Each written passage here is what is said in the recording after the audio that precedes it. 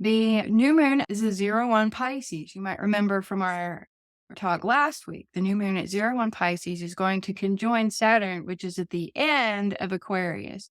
So they're only 3 degrees apart, but they're in different signs. So when you have a cross sign, it's almost like you're expanding into some new thing represented by the planet that's in the beginning of the new sign, but you still got a foot in the old sign. Still got to deal with the stuff that you've been dealing with.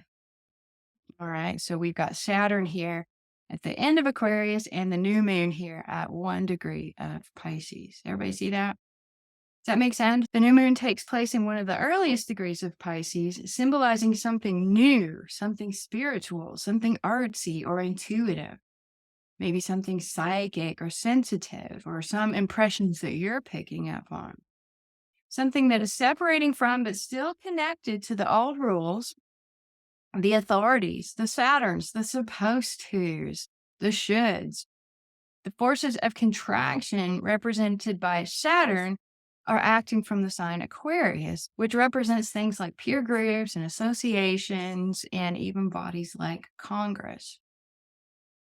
This brings us something new that is not of that ilk, but is still affected by it.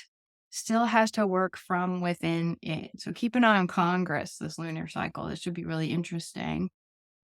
It's like you know something is up, but you aren't familiar with it yet.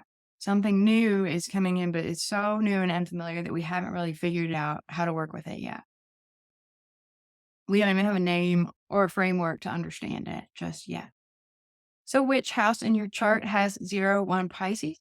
That's where you can expect to meet this energy in your life.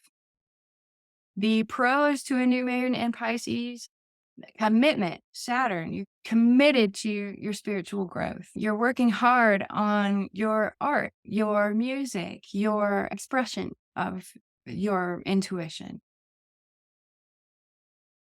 It's a sensitive and emotional new moon. On the con side, you're more distractible.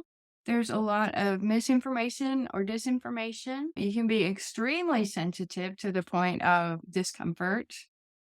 And you could also distrust your emotions, distrust your intuition, because you're locked into that old framework that on a collective level, we're separating from, we're moving on from.